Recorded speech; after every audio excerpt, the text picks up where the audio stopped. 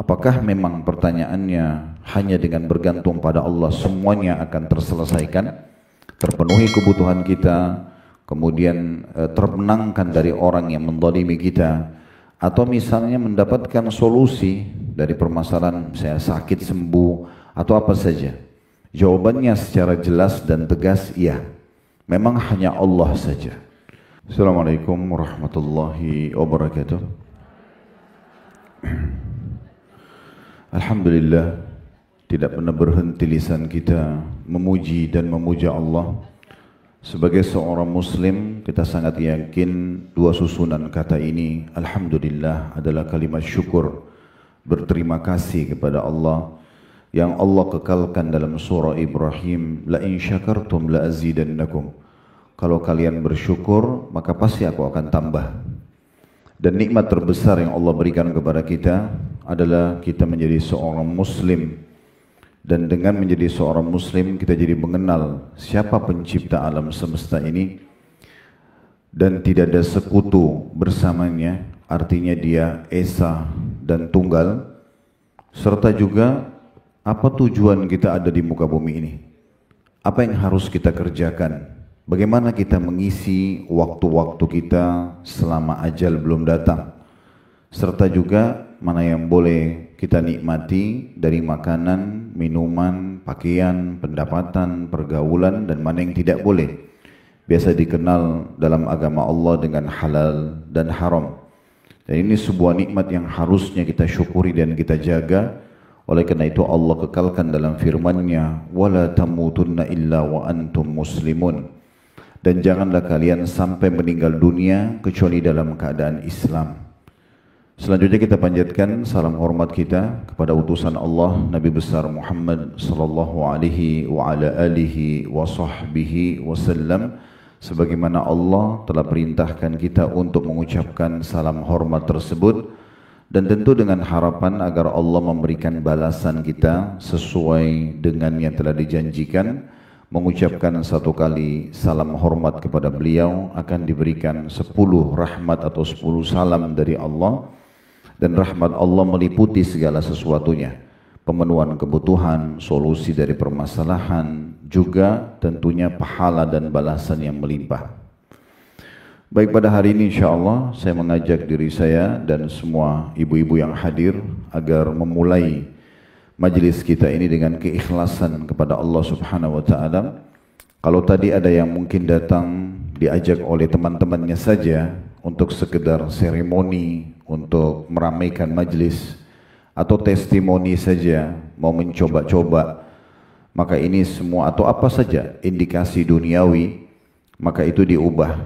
Detik-detik kita sebelum memulai majlis ilmu, ikhlaskan niat karena Allah Subhanahu wa taala. Karena majlis ilmu adalah pondasi dasar agama kita. Tidak ada iman dalam hati seseorang kepada Sang Pencipta Allah tanpa ilmu. Dengan kita sering mendengar ilmu, maka iman kita akan terasa ya, makin banyak dan tebal di dalam hati ini. Dan otomatis orang kalau sudah punya iman, semua bisa berubah. Orang bodoh jadi pintar, orang pelit jadi dermawan, orang penakut jadi pemberani, dan apa saja yang dibutuhkan untuk kesempurnaan hidup akan didapatkan dengan keimanan seseorang. Kita sama-sama semua terus belajar, tidak ada batas waktu untuk belajar bagi seorang muslim. Sampai akhir hayat harus kita belajar. Karena dengan ilmu, sekali lagi tadi, iman kita akan ada dalam hati, bahkan makin sering mendengarkannya, maka makin berbekas ilmu tersebut, dan makin tebal iman tentunya. Baik, kita insyaAllah akan mulai dengan tema pertama kita, cukuplah Allah, sebagaimana ada di belakang kita ini ya. Disebutkan cukuplah Allah itu bagiku.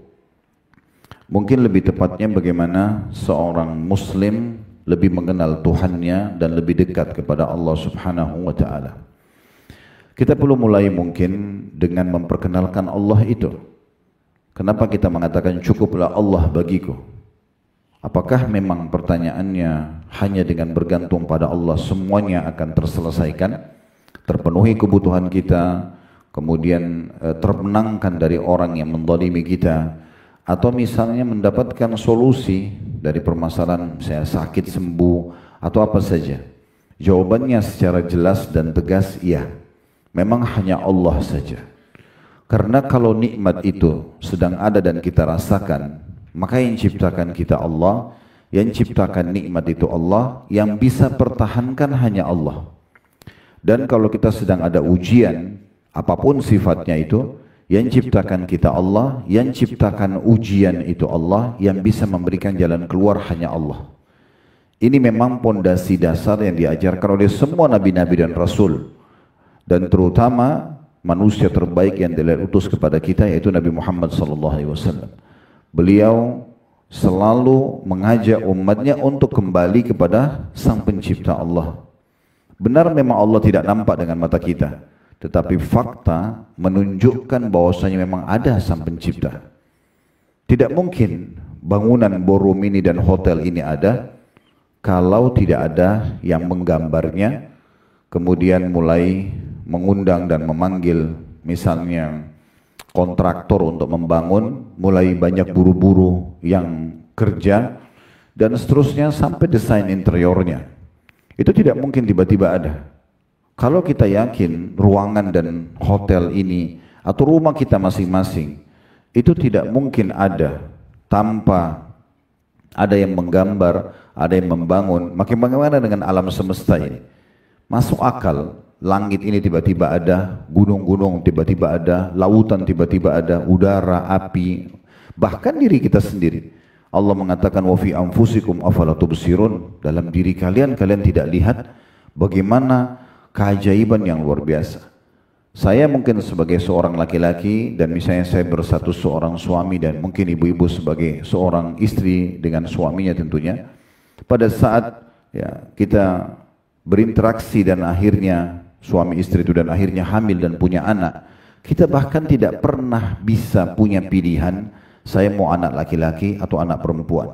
Kita bahkan tidak punya andil dengan sehelai rambut anak kita, sehelai bulu yang ada di alisnya misalnya, atau bentuk matanya, atau giginya, atau bibirnya, atau kulitnya, atau apa saja.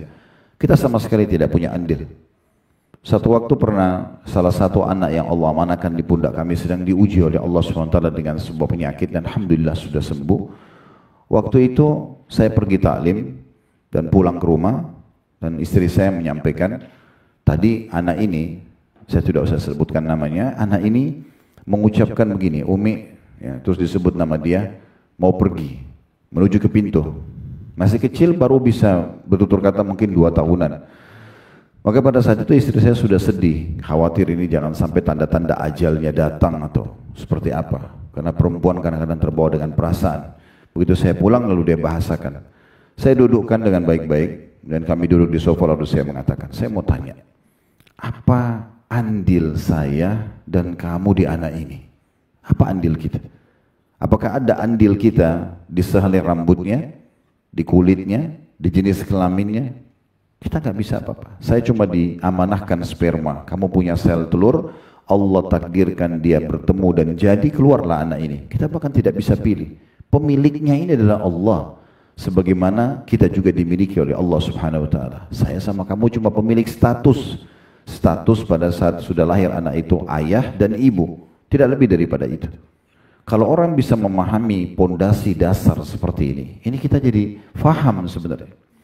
Dari sisi lain, semua yang kita bisa jangkau di alam semesta ini dan tidak bisa dijangkau oleh mata kita, di bumi, di kedalaman lautan, itu kembali memang kepada satu susunan kata yang luar biasa. La ilaha illallah, la ma'buda bihaqqin illallah. Tidak ada pencipta, pemilik, penguasa yang mengatur, yang menghidupkan dan yang mematikan kecuali Allah. Mau pergantian siang malam, turun hujan dari langit, populasi manusia, tumbuh-tumbuhan, hewan, apa saja. Kelebihan kita sebagai seorang muslim, Allah mengajarkan kepada kita, karena kita beriman padanya, kalau Tuhanmu cuma satu, Qul huwallahu ahad, Tuhan pencipta, penguasa, pemilik apapun, nikmat dari dia, ujian dari dia, yang bisa menambah nikmat dia, yang bisa mengangkat ujian tersebut hanya dia. Dan kita sangat bahagia dengan itu karena kita tidak perlu cari Tuhan-Tuhan lain. Di India sampai hari ini, karena mereka bingung mencari Tuhan, maka ada yang menyembah sapi, ada yang menyembah pohon. Di negara banyak, bahkan di Indonesia masih ada orang menyembah patung. Yang kita tahu di masa Nabi SAW di Mekah dulu dikenal dengan masa jahiliyah. Karena patung itu mereka yang pahat, mereka yang warnahin, mereka yang berikan nama, mereka yang pikul ditaruh di tempat yang mereka mau sembah, dan kalau rusak mereka perbaiki. Lalu mereka panggil Tuhan, karena mereka tidak tahu siapa Tuhannya. Tapi potensi orang mengenal Tuhannya itu ada. Makanya mereka mengerucut mencari Tuhan-Tuhan. Ada yang sembah bintang, ada yang sembah dewa-dewa yang mereka anggap dewa itu biasanya malaikat atau jin. Kalau kita alhamdulillah lahir dalam keadaan Islam, sudah diajarkan Tuhanmu satu namanya Allah, ini utusannya, ini kitabnya, tinggal dipelajari. Dan memang syariat yang Allah terapkan dalam hidup kita itu menunjukkan tentang kebenaran keberadaannya. Karena semua yang diperintahkan dalam agama, jujur, amanah, tanggung jawab, bakti sama orang tua, memaafkan orang lain, apa saja, membantu orang susah, jenguk orang sakit, semuanya baik-baik yang di mata manusia memang disukai oleh manusia. Kemudian yang dilarang semuanya buruk-buruk. Misalnya mencuri, menggunjing, memfitnah, memukul, membunuh. Jadi kalau kita pertemukan semua itu, kita akan kembali memang kepada kebenaran adanya Sang Pencipta Allah. Itu pondasi dasar. Dan yang sedang kita sembah, yang sedang kita ingin jadikan sebagai judul kita ini, cukuplah Allah bagiku, itu memang betul-betul zat yang memiliki sifat-sifat yang sangat mulia. Sekarang saya minta kita buka aplikasi Al-Quran kita, coba lihat, buka surah Al-Hasyr, surah nomor 59, di dua ayatnya, ayat 23 dan ayat 24. Kita coba mengenal lebih jauh siapa sebenarnya Tuhan kita ini. Sehingga nanti pointernya terakhir sekali, closing daripada tema kita, oh memang betul, saya sangat pantas untuk bergantung dan menjadikan Allah saja tempat saya bergantung.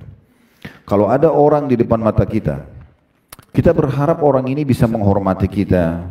Orang itu, misalnya kalau pasangan hidup kita berharap mencintai kita, atau teman-teman memuliakan kita, maka pastikan yang ciptakan orang itu adalah Allah. Dan yang bisa membuat dia memenuhi apa yang kita inginkan itu juga Allah. Kalau ada seorang yang jahat di depan mata kita, yang ciptakan, pencipta dia Allah.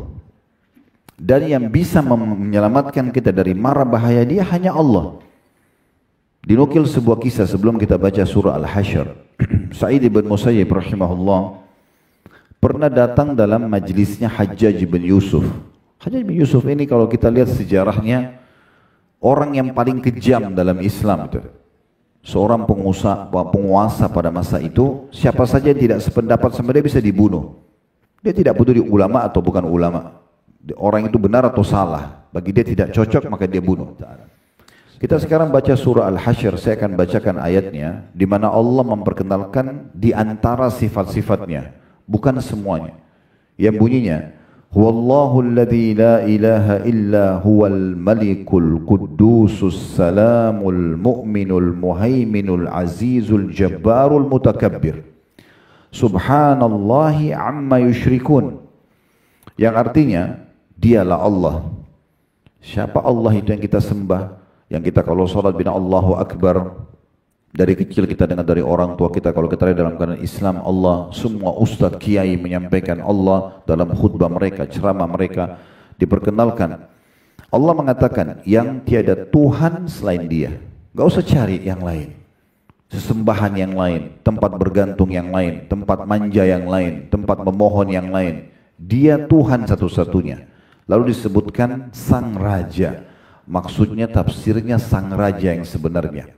Dalam sebuah riwayat yang sahih disebutkan, nanti kalau sudah ditiup sangkakala yang pertama dan semua makhluk sudah binasa, maka Allah Azza wa Jalla akan berfirman mengatakan, Anal Malik, aina mulukud dunia.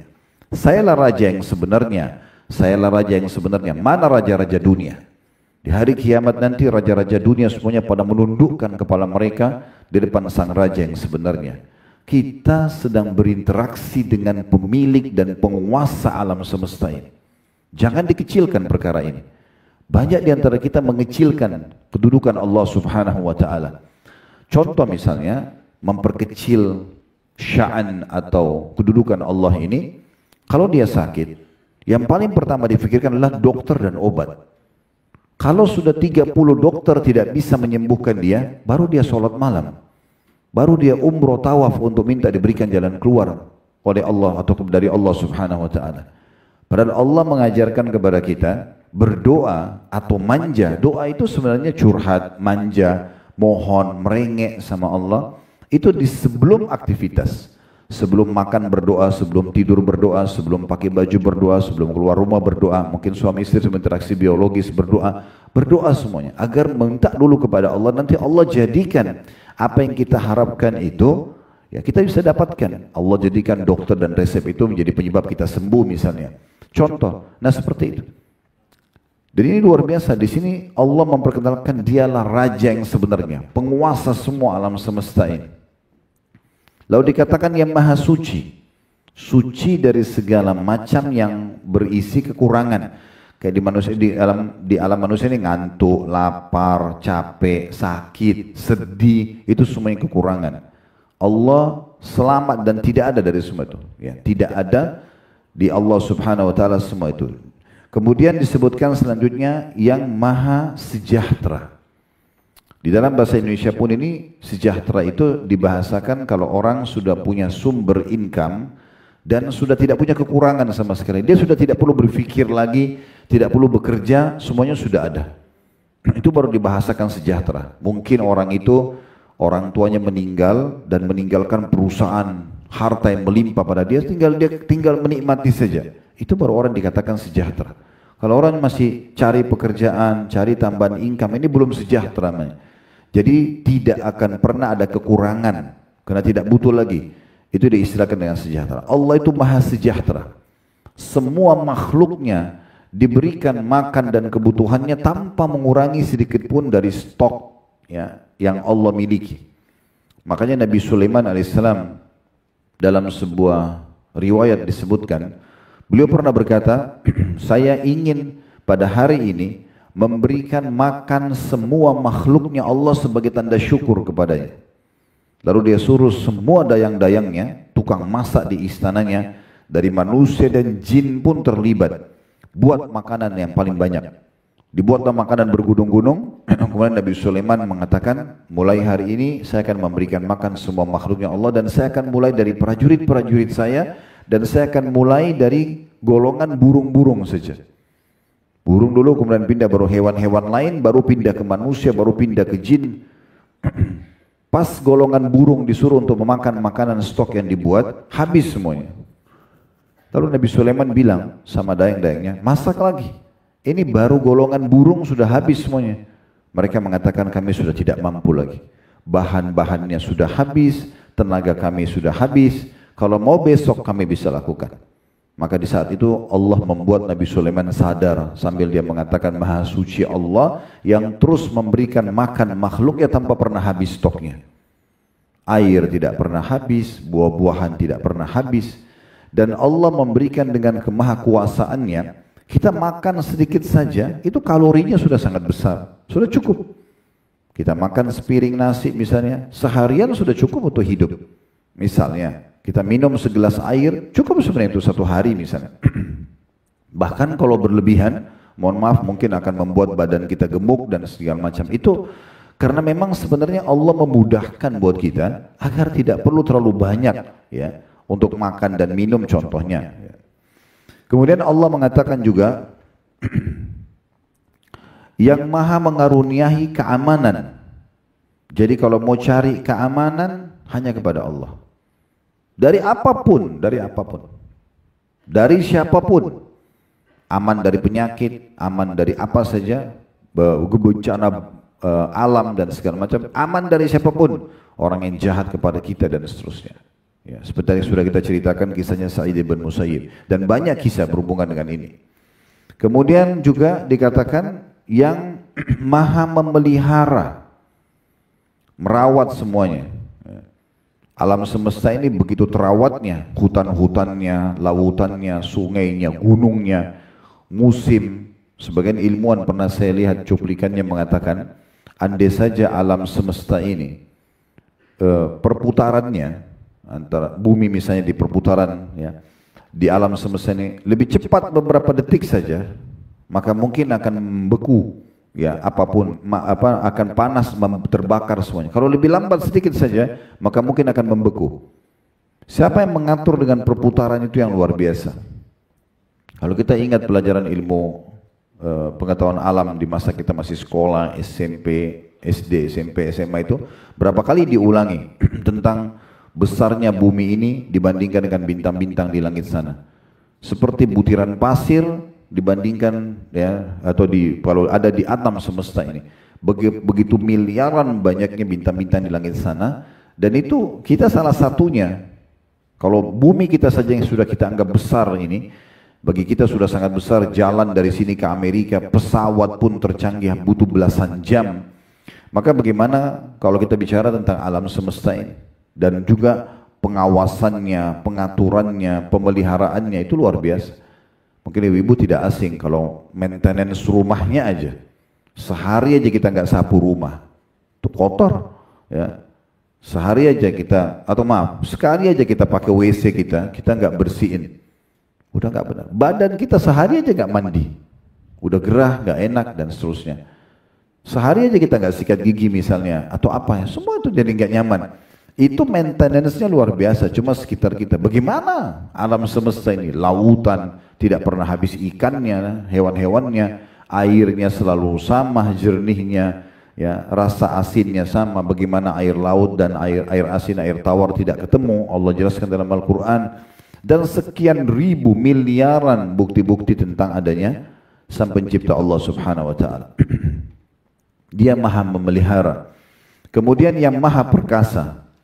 Siapapun yang merasa dirinya kuat, punya kekuasaan, itu bagian kecil daripada kekuasaan Allah Subhanahu wa Ta'ala. Dan Allah gampang sekali. Orang yang mengaku paling kuat pun di muka bumi ini, Allah matikan, selesai.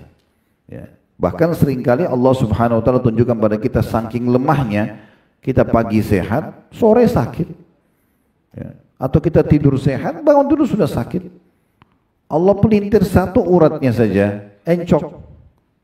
Nggak bisa jalan, kakinya keseleo, bengkak, nggak bisa bergerak. Allah buat hidupnya buntu saja, mampet, nggak bisa nafas. Itu luar biasa. Begitu mudahnya, dan begitu mudahnya Allah juga kalau mau sembuhkan. Kita mau cari 1001 dokter pun untuk menyembuhkan kita tidak akan bisa. Ibu-ibu kalau datang ke dokter mengatakan tolong sembuhin saya, kalau dia bilang iya, itu berarti kesalahan fatal itu. Dia hanya mengatakan mungkin saya coba ya memberikan ini analisa penyakitnya, nanti saya coba kasih obat, itu pun melalui dosis ya yang sudah dikasih. Dan juga resep dokter selalu mengatakan semoga lekas sembuh, nggak ada pasti sembuh, dia cuma ikhtiar.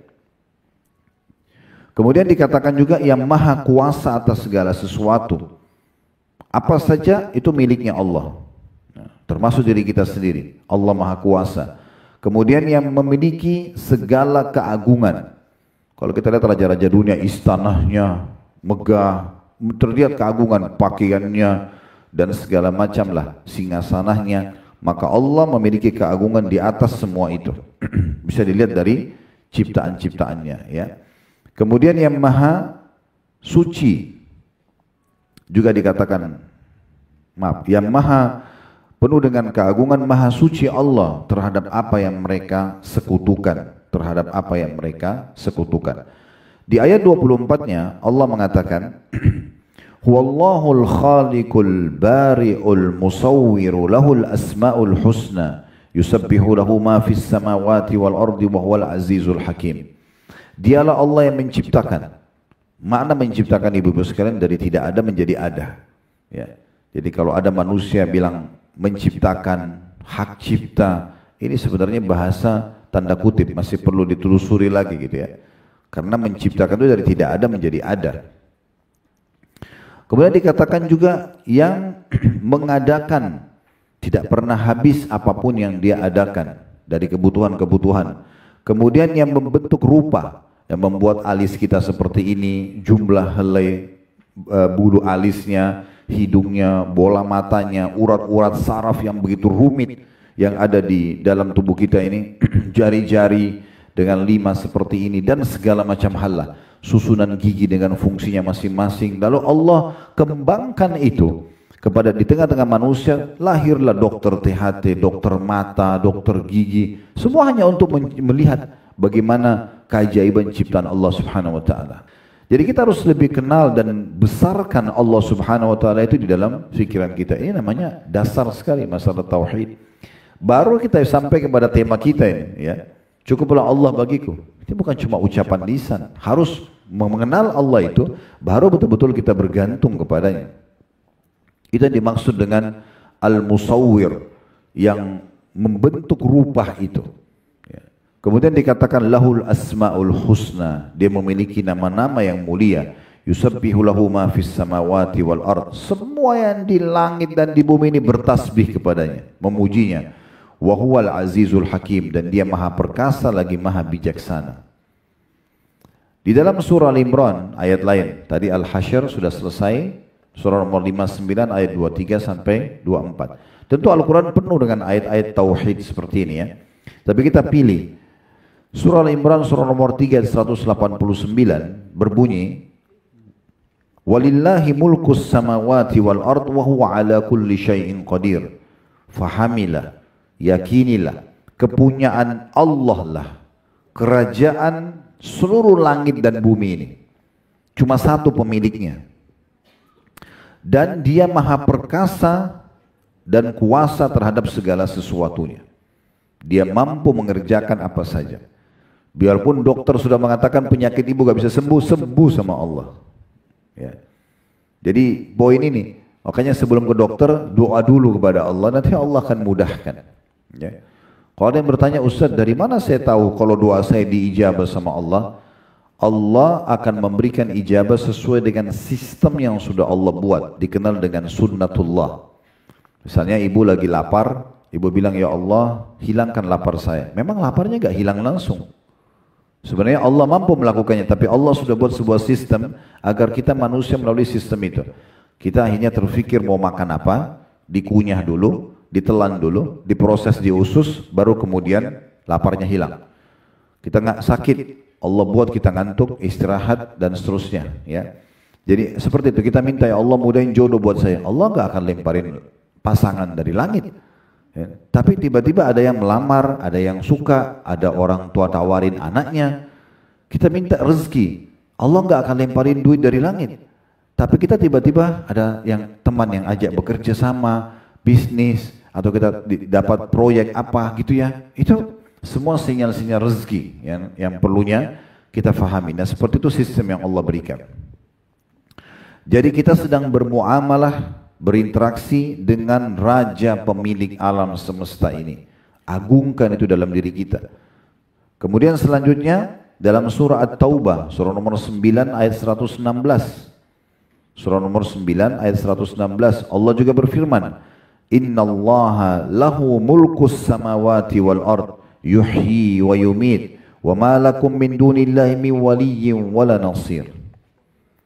Jadi surah At-Taubah surah nomor 9 ayat 116 artinya sesungguhnya kepunyaan Allah lah kerajaan langit dan bumi ini. Dia menghidupkan dan mematikan. Hanya Allah saja yang menghidupkan dan mematikan. Dan sekali-kali tidak ada pelindung dan penolong bagimu selain Allah. Kemudian juga kita bisa lihat Allah Subhanahu wa taala menyebutkan di dalam surah Al-Hajj agar kita berfikir. Surah nomor 22 ayat 73 ya, sampai 74. Ayat ini setiap kali saya baca subhanallah saya merasa merenung lagi ya. Bagaimana dahsyatnya Allah memberikan contoh ini. Agar jangan lagi menyeru selain Allah. Pergi dukun, pakai jimat, minta-minta pada jin yang tidak masuk akal. Ya. Allah Subhanahu wa taala mengatakan dalam surah Al-Hajj surah nomor 22 ayat 73 sampai 74, ya ayuhan nas duriba mathalun fastami'u lah. Wahai manusia, telah diberikan perumpamaan. Semua manusia diajak berfikir dari suku manapun, ya. Laki-laki dan perempuan, muda dan tua, muslim atau bukan orang muslim. Allah, Al-Quran mengajak berbicara, Allah mengajak kita berpikir semuanya. Hai sekalian manusia, telah diberikan perumpamaan, dengarkan baik-baik, renungi baik-baik. Innal ladzina tad'una min dunillahi la yakhluqu dzubaban walau ijtama'u lah. Semua yang kalian seru selain Allah, patung, dewa, pohon, bintang, apa saja, mereka tidak akan pernah bisa. Perhatikan bahasa Arab situ ada la yakhluq. Dalam bahasa Arab itu ada 3 kata yang bisa dipakai untuk mengatakan tidak. Ada la saja, itu artinya tidak. Ada lam sama mim, dibaca lam, tidak pernah. Ada lam sama nun, lan, artinya tidak akan pernah. Allah gunakan lan di sini. La yakhluqu dzubaban walau ijtama'u lah. Mereka tidak akan pernah bisa menciptakan seekor lalat walaupun mereka berkumpul semuanya. Seluruh jin dan manusia bersatu. Tidak usah terlalu jauh-jauh. Kita aja di ruangan sini mau ciptakan seekor lalat tidak bakal bisa. Ya. Lalu kata Allah, wa iyaslubhumudz dzubabu syai'an la yastankithuhu min. Kalau lalat itu curi sesuatu dari mereka, mereka tidak mampu mengambilnya kembali. Ini kita punya segelas susu, datang lalat ambil setetes susu lalu dia terbang. Kita bisa kejar, kita bisa ambil kembali. Nggak, Allah bilang kalau lalat curi sesuatu dari mereka, mereka tidak bisa mengambilnya kembali. Da'ufat talib wal matlub, sungguh lemah yang meminta dan yang diminta itu. Ya. Untuk apa? Supaya suami sayang pergi dukun, lintas alam. Untuk apa? Itu kan lintas alam, minta tolong sama jin. Jin aja nggak nampak sama kita.